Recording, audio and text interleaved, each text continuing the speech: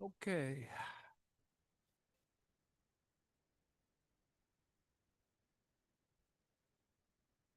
Welcome.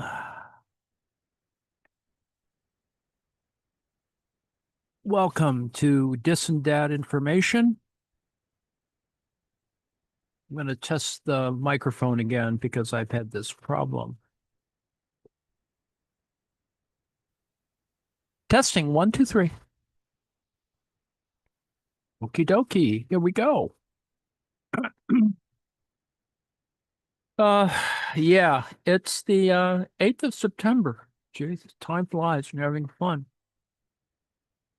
We're still doing Alyssa Battistoni's Free Gifts, Capitalism, the Politics of Nature, Chapter 5. We, as are wont to do, we get about halfway through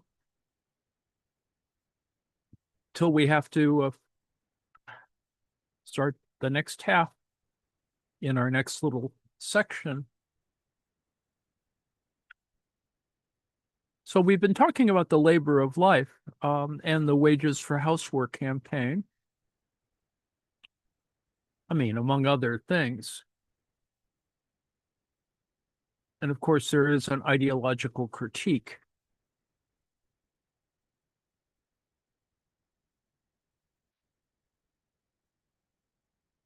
So we're going to see how much further we can go here. I think this is how far we got.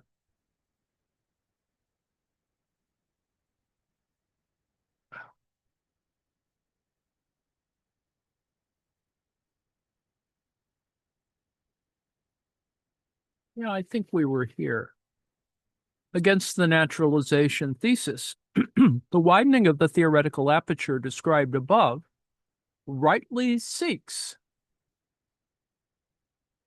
to capture major changes to work and gender in the past several decades, from changing family structures to global migration to deindustrialization. One of the most significant is in the location and organization of housework itself.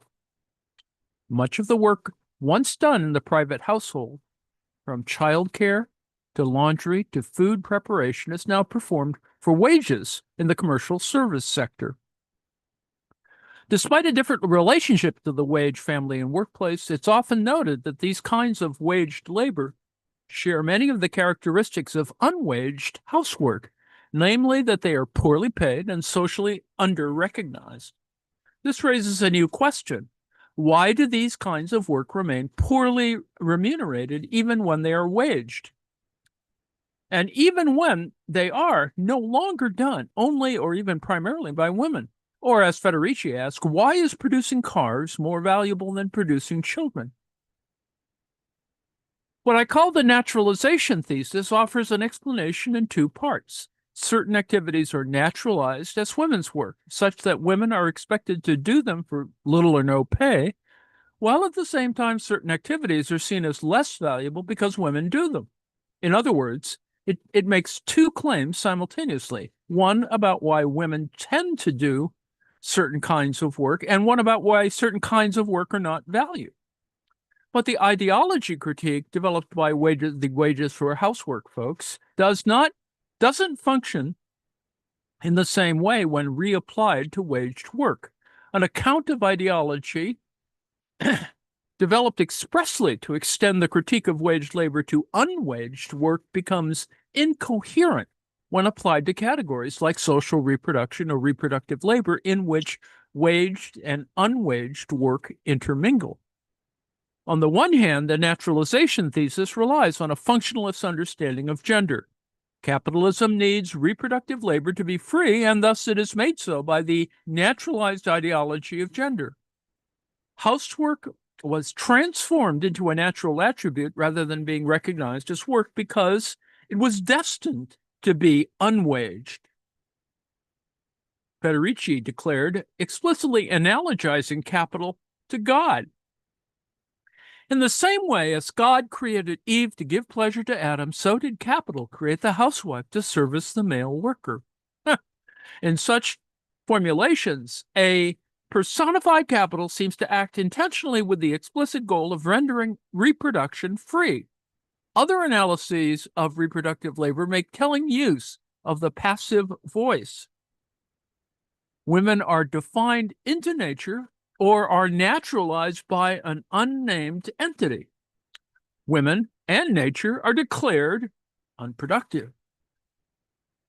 But how exactly does capitalism do all of this?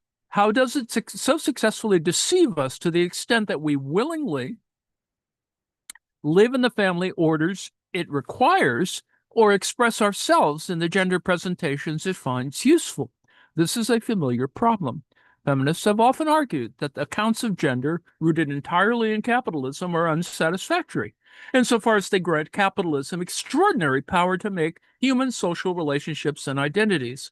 A claim this strong that capital is remaking people's most intimate sense of themselves on a global scale demands at least some account of the mechanisms by which ideology operates. It demands, too, an account of what distinguishes capital's treatment of reproductive labor.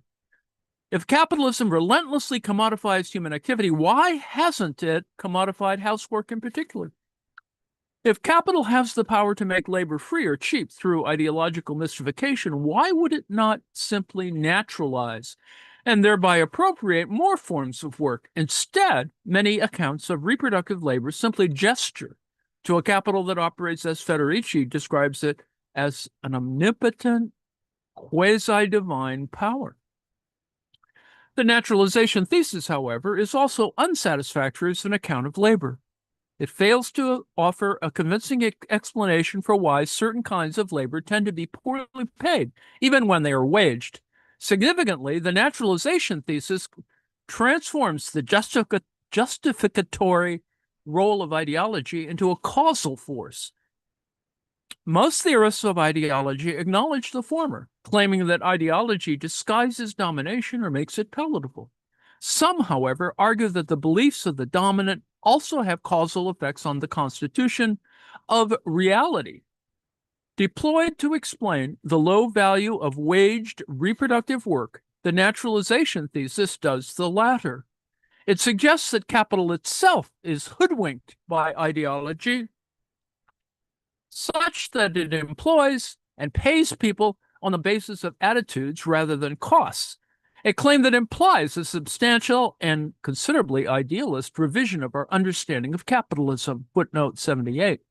If ideology can have such strong causal effects in the realm of reproductive labor, after all, it can have nearly any effects, and we should expect them to extend much further. There is an important difference between the claim that because domestic labor or care work is poorly waged and often unpleasant work, it tends to be done by those with the least power in the labor market, frequently subjects of gendered and racial oppression. And the claim that domestic labor is poorly waged because it is done by those who suffer gendered and racial oppression. Similarly, there is a difference between the argument that some people are seen as more suited to certain kinds of poorly paid labor, perhaps because they have been socially trained in certain skills. For example, women are often socialized to be nurturing. And the argument that those kinds of work are poorly paid because the people who typically do them have been defined into nature. In the former, ideology is justificatory. In the latter, it is causal. Where attitudes are afforded causal significance, ideology critique threatens to become a set of just so stories that claim to explain everything and end up explaining little. Tellingly, the causal account of ideology is also directly at odds with the functionalist tendency described above. To see gender as functional for capital implies that gender is merely cultural phenomena generated by the more foundational economic base, while claims that beliefs about gender drive the valuation of labor suggests that ideology has primacy over the economic. The naturalization thesis, then, is not only unpersuasive as a theory of either labor or gender, but internally contradictory as a theory of both. Next section, naturalization without nature. The naturalization thesis finally rests on an unsatisfactory account of nature itself. Perhaps more accurately, it is unsatisfactory by omission.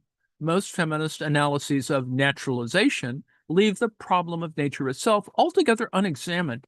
In seeking to denaturalize women's work, they take for granted that defining people or activities into nature means that they can be freely appropriated, while rarely asking why nature itself is treated this way. These analyses therefore leave intact the underlying division between the free gifts of nature and value-producing human labor, and leave the status of nature within capitalism unchallenged. At the same time, the distinctively physical elements of reproducing human life tend to receive short shrift in accounts of social reproduction. Although theories of reproductive labor often involve life-making and loosely describe associated tasks, they rarely address the peculiarities of life processes themselves. Where nature is addressed directly in feminist theories of labor is nearly always in discursive terms, which analyze how nature is portrayed via images or represented in culture, how nature is seen or defined.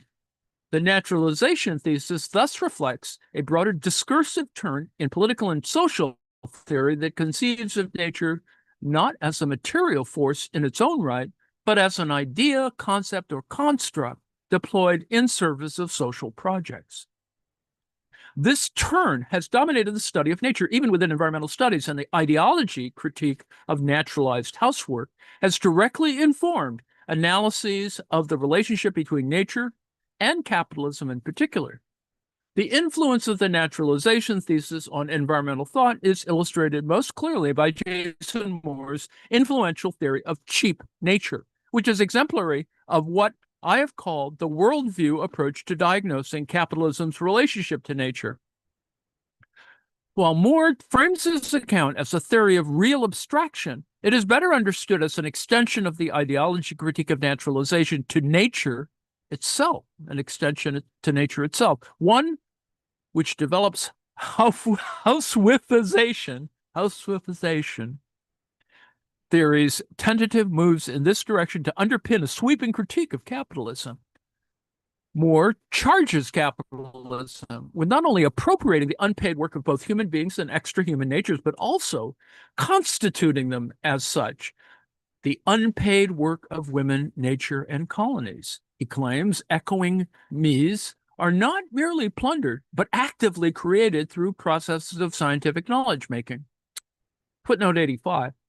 Efforts to make nature legible through epistemic practices like quantification, Moore argues, should be understood as a strategy undertaken with the goal of securing access to natural resources at low cost. A central tool of this strategy is the ideological power of the Cartesian binary, which privileges society over nature and helps capitalism to code both nature and certain kinds of labor as non-valuable. Moore's account, while illuminating in many respects, suffers from the same problems that plague theories of reproductive labor grounded in the naturalization thesis. To argue that capitalism intentionally defines nature as a free gift, that it actively renders nature cheap, and that it has done so successfully for hundreds of years attributes to capital remarkable powers of ideological mystification, even genius spanning both continents and centuries. More broadly, the embrace by feminists of a fully socially constructed view of reproduction and even nature itself is born out of an admirable desire to avoid biological essentialism or natural determinism, yet it betrays a striking anxiety about the status of physical nature within social theory. As Lena Gunnarsson notes, although denying biology any significance for social matters seems to be aimed at putting a final nail in the coffin of biological determinism, the move actually depends on a deterministic notion of the biological. Only if physical phenomena really are decisive, after all, would acknowledging their force constitute determinism. Attending to how bodily processes and capacities operate within particular social orders, by contrast, means attending not only to their sheer physical capacity or to how they are perceived, but also to how they are ordered and organized, in this case by capital. To paraphrase Beauvoir, the situation of the body within capitalism is to be at once life and potential labor power, and to be both subject and object of labor. Footnote 90. My wager is that looking more closely at the interaction of life processes with labor processes while detaching the analysis of reproductive labor from the woman question altogether ultimately allows for a sharper and more nuanced analysis of both labor and gender. Reproductive labor is difficult to make valuable, I argue, not because it has been ideologically naturalized, but because the physical activities it entails, which are inexorably linked to bodily processes and functions, are difficult to make efficient within a capitalist organization of production. My epistemic provocation here is that understanding reproductive labor requires theorists to take not the standpoint of the housewife, a la housewifization theory, but that of capital, to consider how and why capital organizes labor as it does.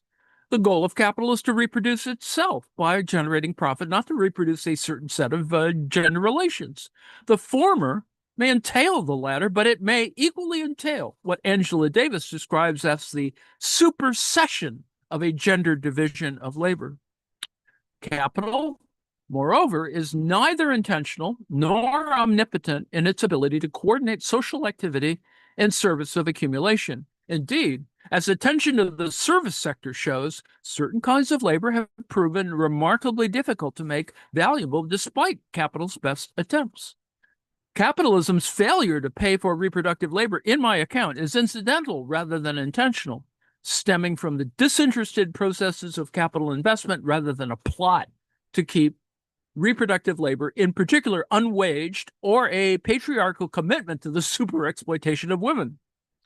The unwaged status of certain kinds of work reflects capital's abdication of responsibility for them rather than the active construction of their cultural and social meaning. Next section, housework beyond the household. The domestic labor debates. Now, how else might we approach the problem of housework? An older set of debates among Marxists and Marxist feminists concerning the relationship of housework to capital, that is, the domestic labor debates, offers clarifying resources. Footnote 93. While the domestic labor debates are often dismissed as a wrong turn for Marxist feminism, they are more illuminating than their reputation for technical pedantry might suggest.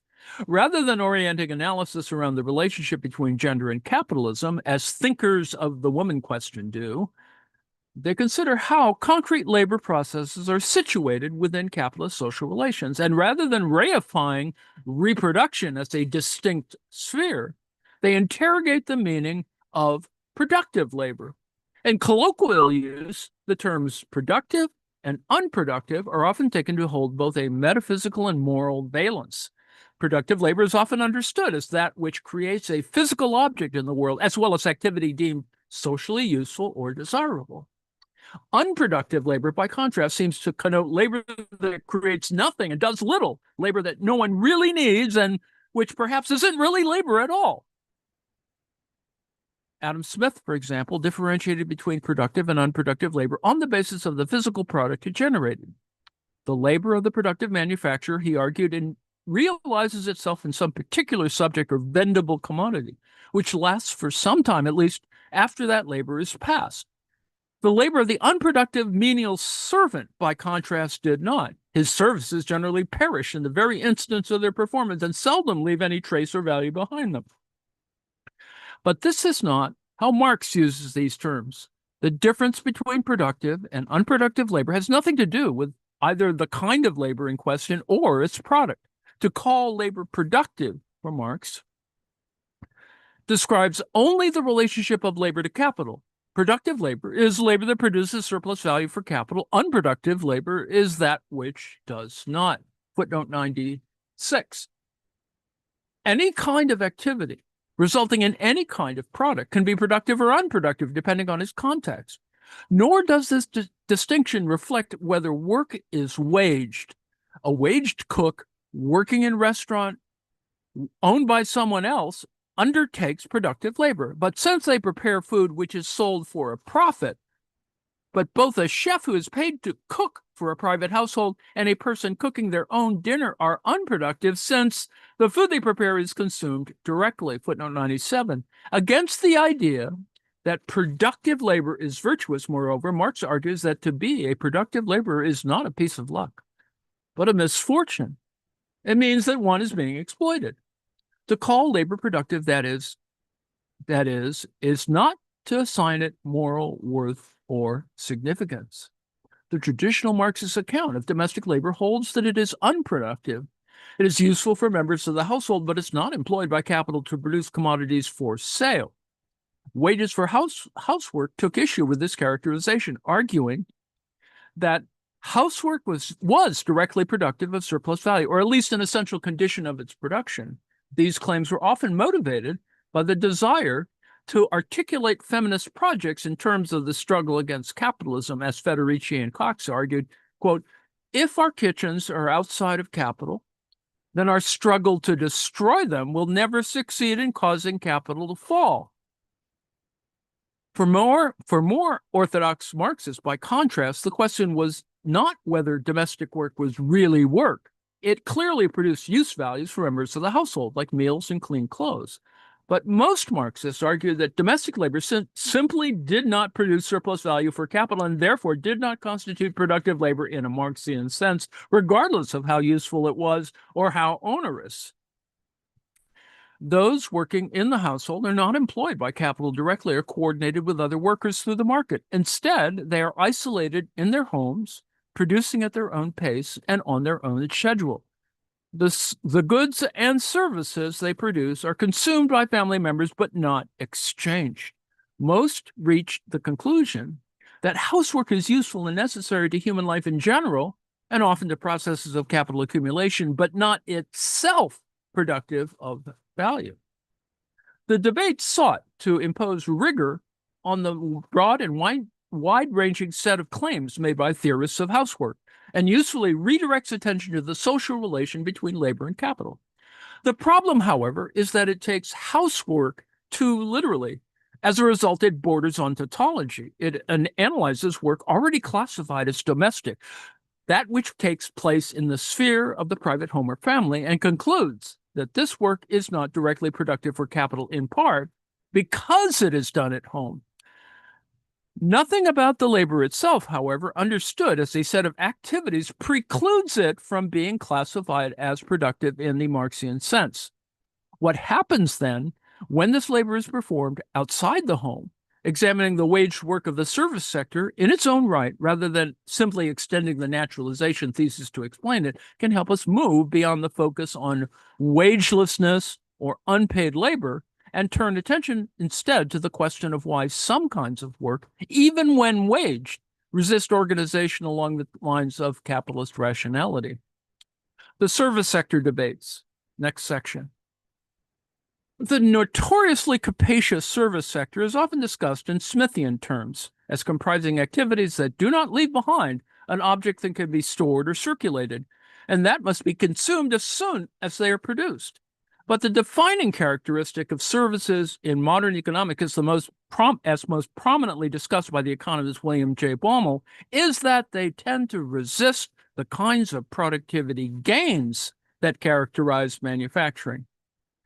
Manufacturing, in Baumel's account, is technologically progressive. Improvements in machinery make it possible to make goods more efficiently, such that the same output can be achieved with fewer workers. Services, by contrast, are technologically stagnant. They're hard to mechanize, industrialize, or speed up, which means it's difficult to reduce the amount of labor they require. To illustrate this point, Baumel famously used the example of a string quartet. 4 people were needed to play the same piece of music in both 1850 and 1950. Not all services are technologically stagnant. Some, like telecommunications, do realize productivity gains.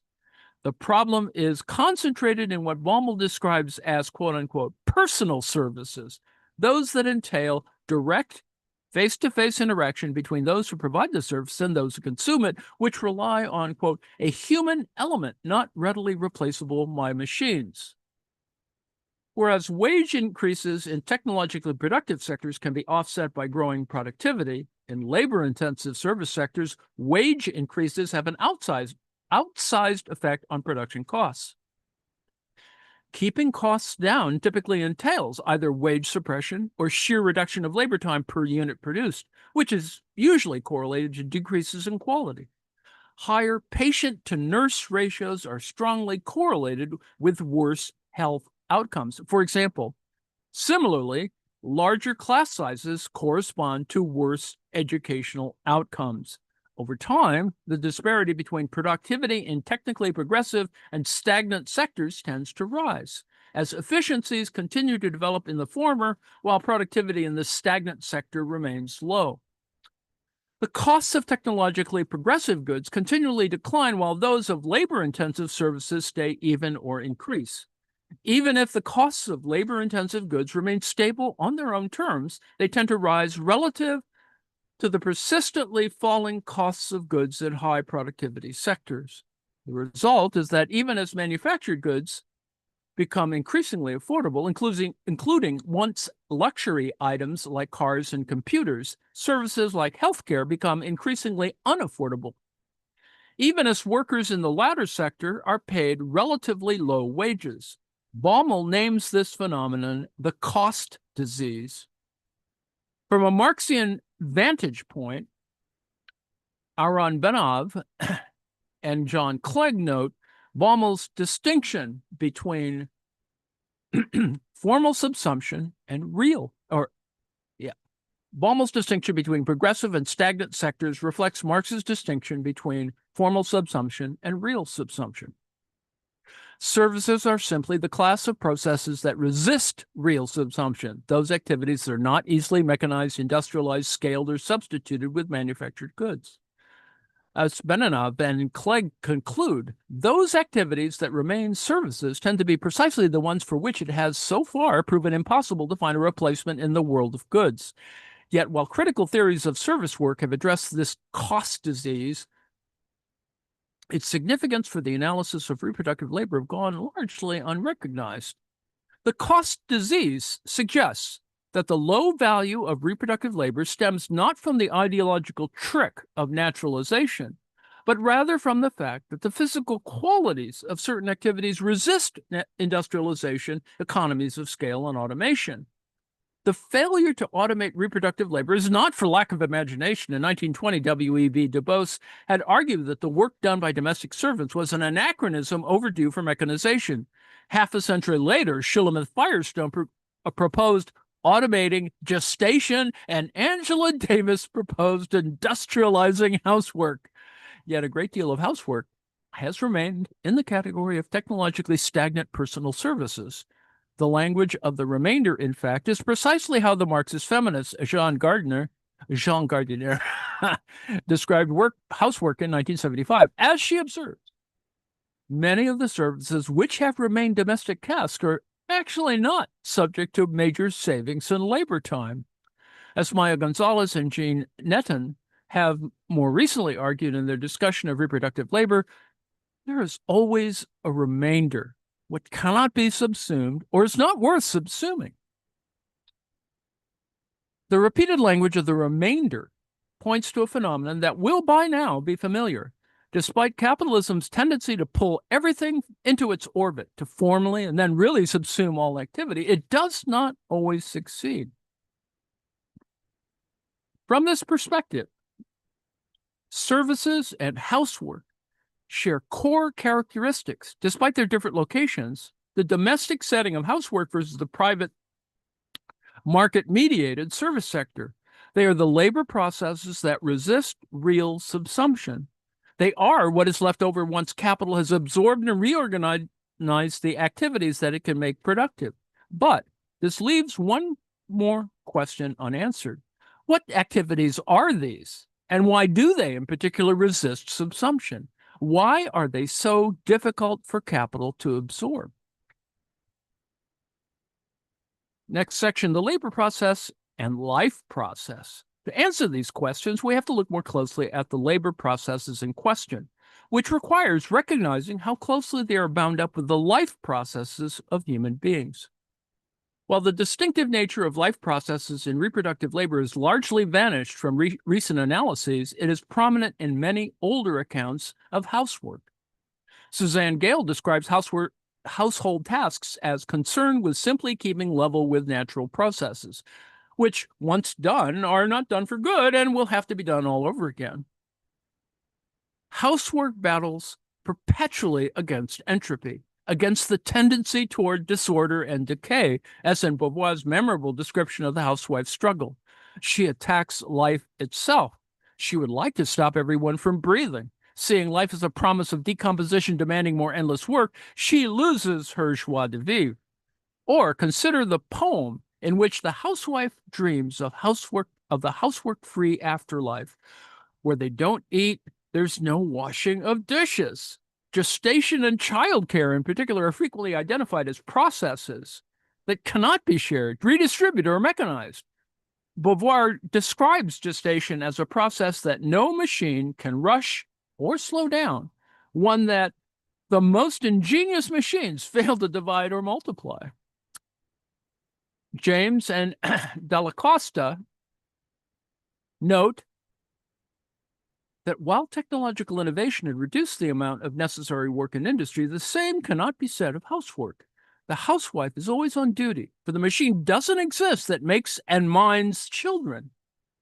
Indeed, it is striking, upon surveying the range of 20th century thought about reproductive labor, how consistently accounts that emphasize the significance of life processes accord with those that describe labor's formal qualities. Arendt's division between labor as the ceaseless production of life and work as the production of durable objects maps almost perfectly onto the definition of social reproduction as life-making activities set in opposition to thing-making or profit-making. And so, too, onto the distinction between services and manufacturing. Baumel's technologically stagnant and progressive sectors, and even Marx's unproductive and unproductive labor. From a Marxist perspective, this is perplexing because the material content of the labor process is supposedly irrelevant to whether labor is productive of value for capital. Why then does the specifically capitalist division of labor so closely resemble the transhistorical concept of the labor of life articulated by Arendt and even Beauvoir? Why does the distinction between things and life so closely track that between real and formal subsumption? Why, in other words, does producing life seem not to produce value? Now, the answer here will be familiar from Chapter 3. Reproductive labor, as much as agriculture, is a nature-based sector, which is not to say that it's natural, and the disparities between biophysical processes and patterns of capital accumulation that present obstacles to the capitalization of agriculture are present, too, in the reproduction of human life. Where in agriculture, the land is both instrument and object of labor, in reproductive work, it is the human body that is at once subject and object of labor. Where agriculture works on a natural machine, the work of reproduction attends to bodily cycles and processes that operate on their own time.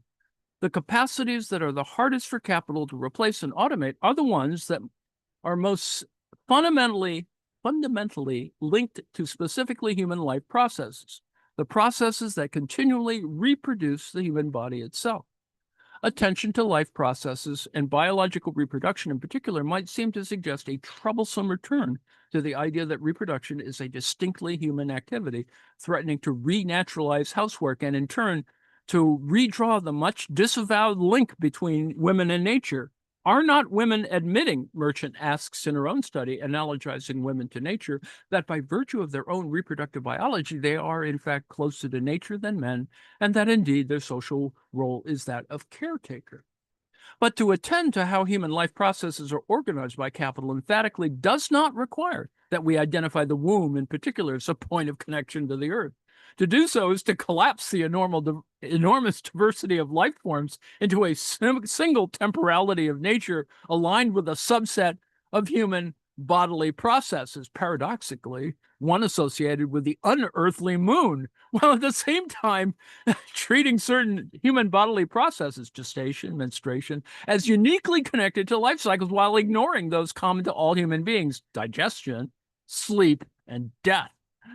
More generally, feminist analyses of the sexual division of labor have typically focused on the body of the laborer, as in Firestone's account of sex class, rooted in the capacity for gestation. But all labor is embodied. The worker in the automobile plant has to sleep, eat, and defecate as regularly as the worker in the daycare center. The more significant difference between the auto worker and the care worker is in the nature of the product.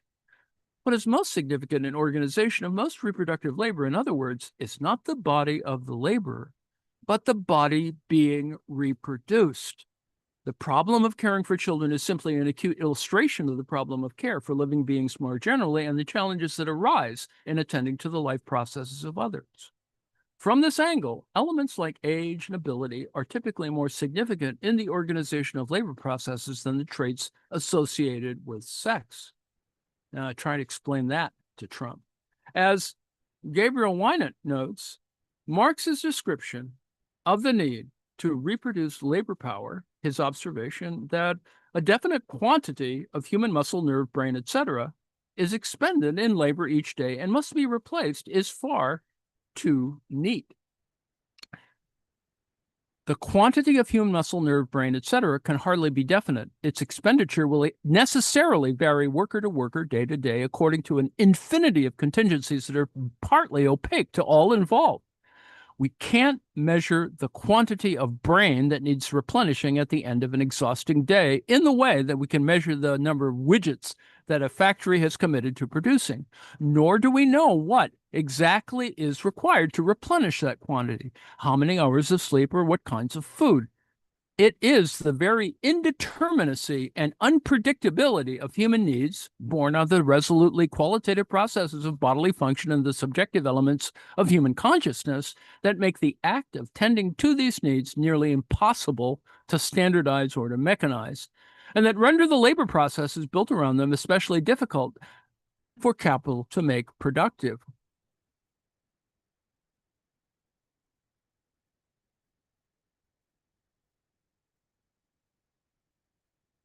Damn it.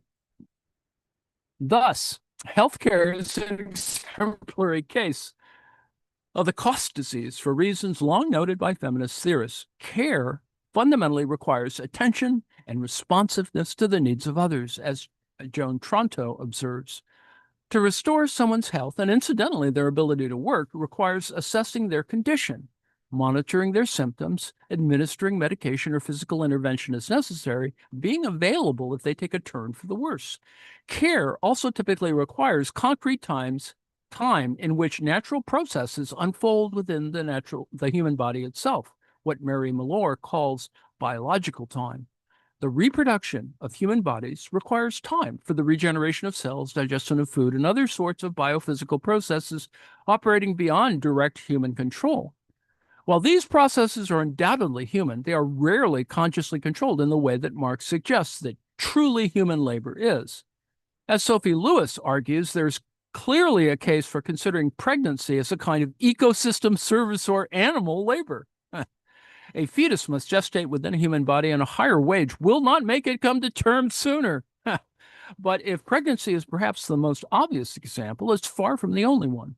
A growing child needs human care, but more caretakers will not make a child grow faster. Every night when we sleep, we restore some unspecified quantity of brain function. Someone who is fighting an illness may need human attention, but they also need time for their body to reproduce itself. Oh my.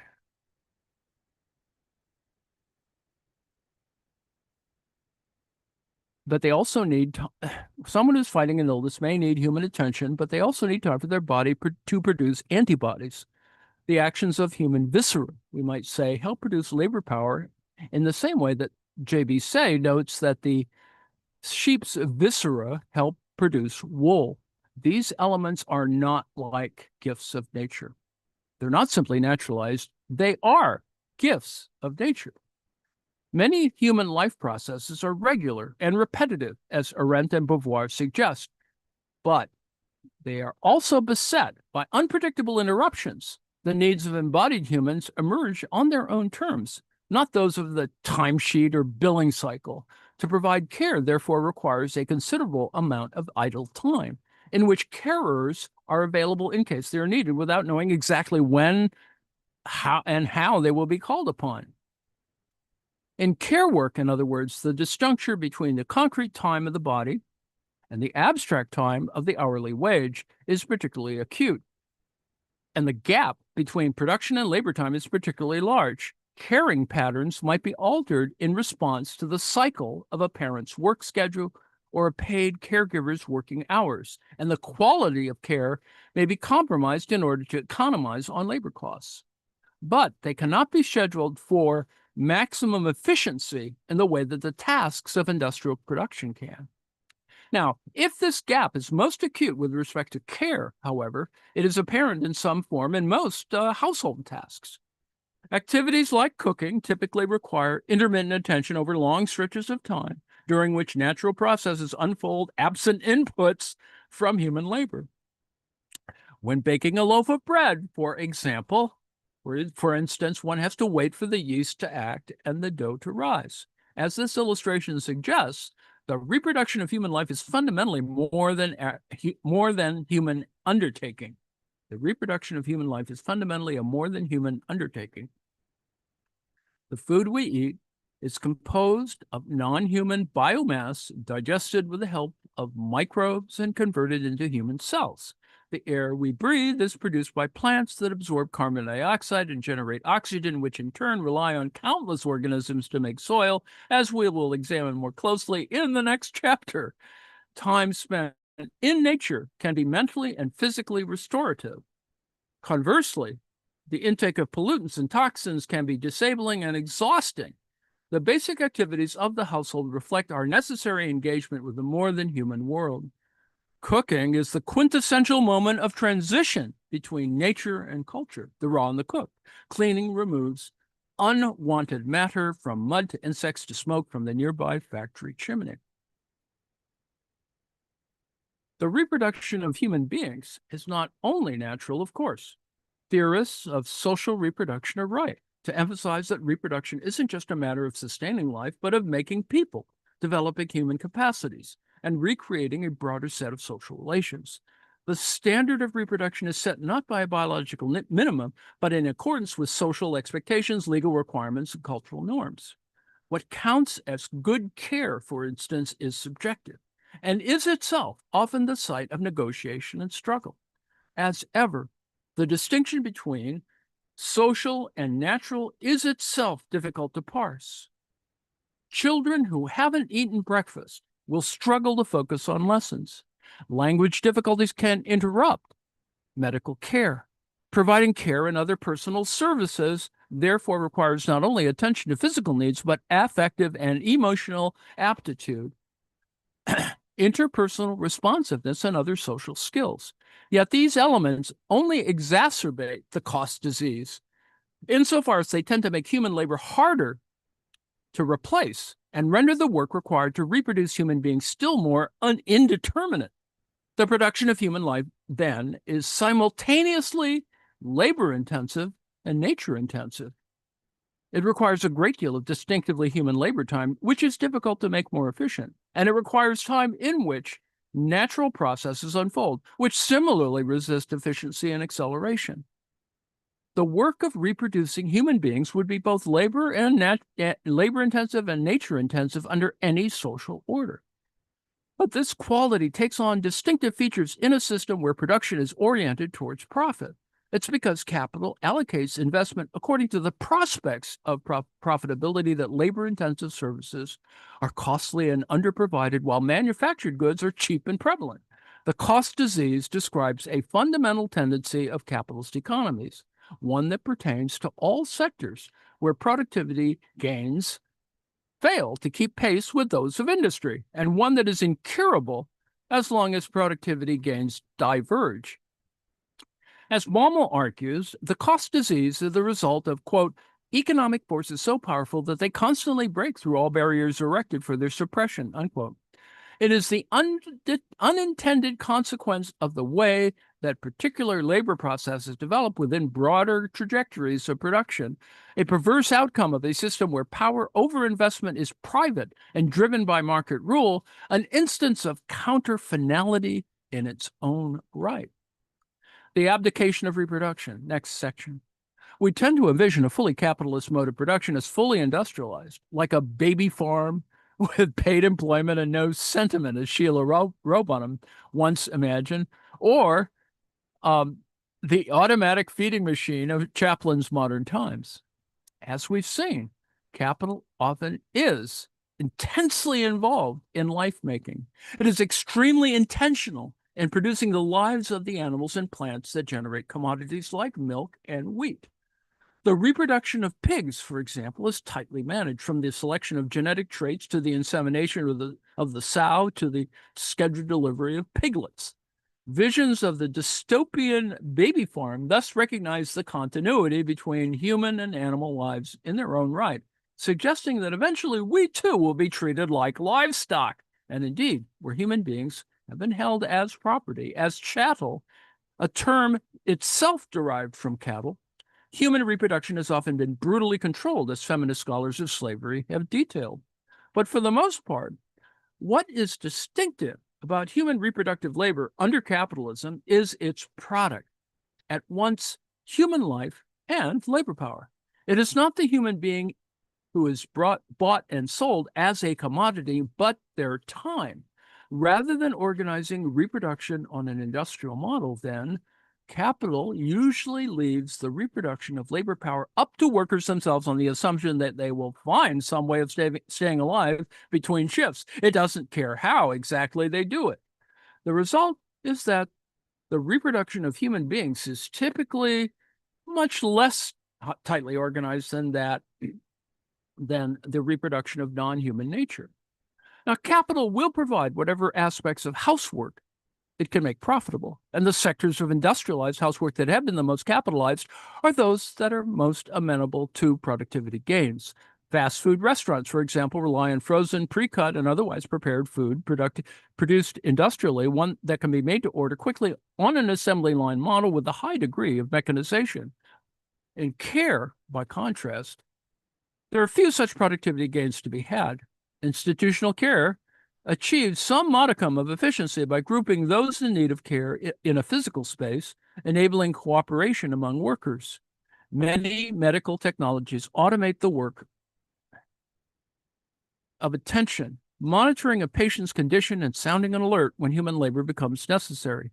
Communication technologies can improve coordination among different care providers, but these are a far cry from the productivity gains of the industrial factory, where efficiencies of scale are such that each additional widget is essentially costless. Providing additional people with care, by contrast, generally just requires more labor. It has, as Emma Dowling puts it, an infinite marginal cost. The only way to reduce labor costs in these sectors, as Wynant shows, is to reduce labor time, typically with significant consequences for quality, or to suppress wages, and often both. Thus, sectors like care are, by and large, unattractive to capitalist investment, to echo Munn and Dickinson on agriculture. Some attract no capital investment at all. The upshot is that capital does not create the family or invent the housewife, at least not directly or intentionally. Instead, capital abdicates responsibility for reproducing labor power, and other agents fill the gap. From this vantage point, the household is not an institution carrying over from a pre-capitalist era that is comprising a stable set of functions, nor a last bastion of non-commodified interpersonal relations protected by moral virtue, as it has often been imagined. It is rather a remnant of capitalism's reorganization of production, a space abdicated by capital, but fully internal to capitalism. It is the catch-all for activities that, because they're not amenable to productivity gains, have not been really subsumed, and likely never will be. It is also the repository for services that the cost disease has made too expensive. While it is often observed that housework has migrated out of the household and into the private sector, other work has migrated in. As the cost of services skyrockets, and human budgets decrease, households increasingly pick up the slack. The family, of course, is the paradigmatic paracapitalist agent for the provision of care. It exemplifies the phenomenon of market subordination, in which intimate and interpersonal forms of domination interact with market rule. Because household labor doesn't produce an immediate commodity for sale, market pressures are less immediate for households than they are for firms. But they are present nonetheless. When the market starts to pinch, the burden of household work often grows heavier. When paid childcare becomes unaffordable, households may make the decision for one adult to stay home with the children, thus creating a situation of asymmetric dependence.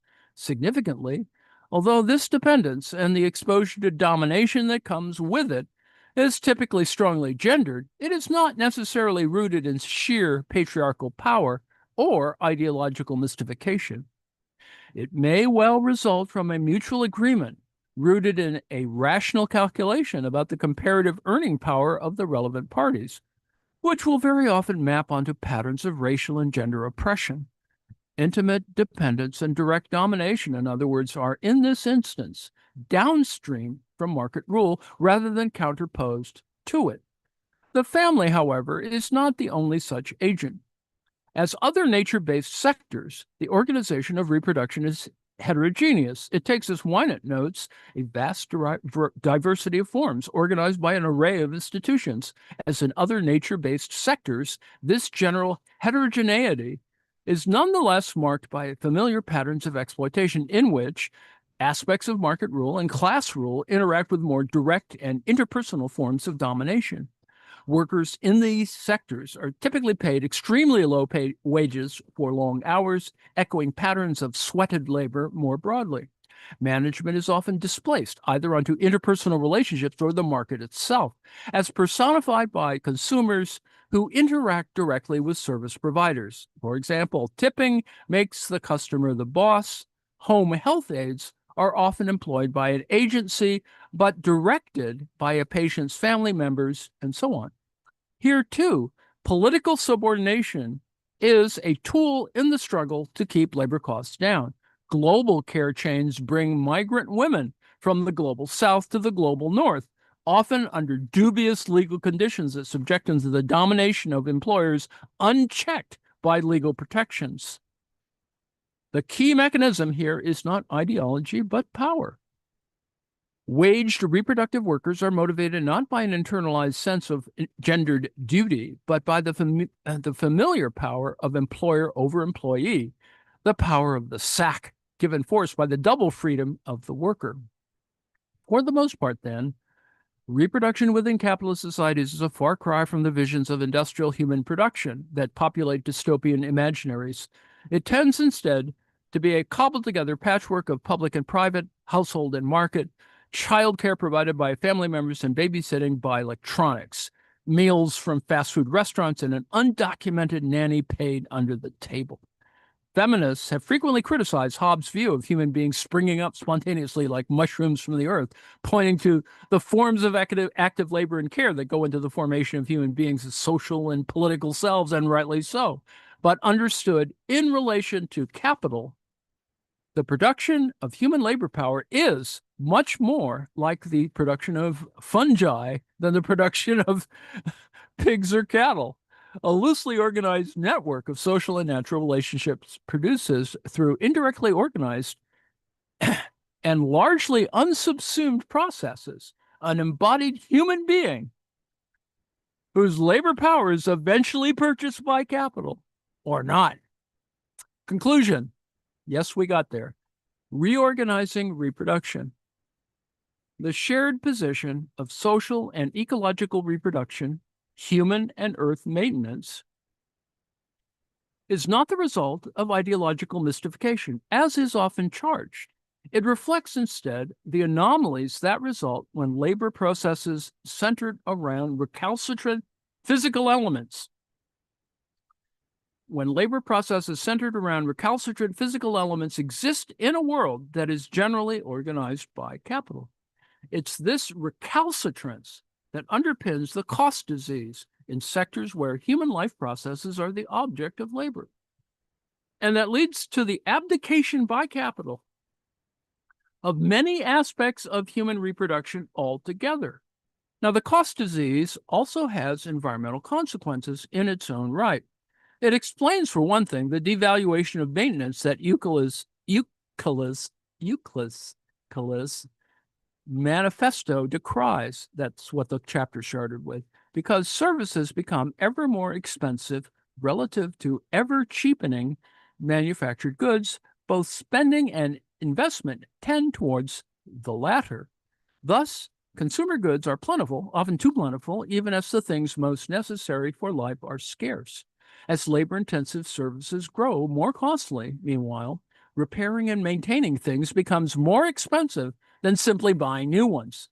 So do public services like sanitation work and other form of maintenance, and a major focus of the Euclid's later oeuvre become increasingly costly. The kinds of work that sustain and improve both human and non-human life without increasing resource use or generating dangerous byproducts, in other words, are precisely those that capital is least likely to provide. The cost disease points to deep-seated structural tendencies of capitalism. It will not be counted as even Baumol notes by the invisible hand of the market alone, yet it need not be fatal. To balance out the growing disparity between productivity of different sectors, Baumol observes, requires taking action at the very level of society writ large and considering how we order our priorities. The kinds of socially valuable, labor-intensive work that capital will not provide can be supported through public investment, which means that genuinely valuing the labor of supporting life will require collective decisions about social aims and active efforts to counteract the force of market rule.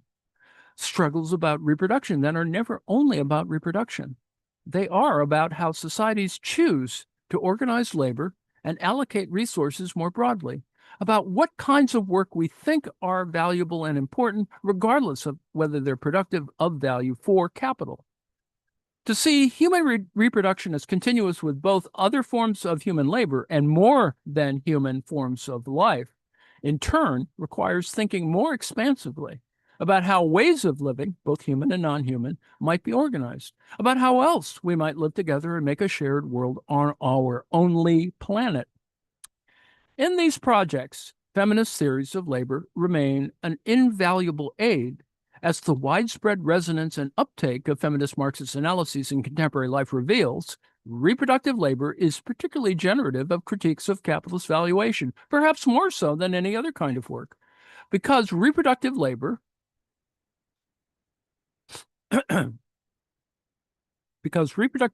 is often unpaid. Moral philosophers have often lauded it as the commodity's opposite, the gift, suggesting that it stands fundamentally apart from the logic of exchange. Celebrations of life-making or care, even when offered by Marxist and socialist feminists, tend to imbue these kinds of labor with moral virtue in their own right and can suggest that they are more inherently worthy than other kinds of work.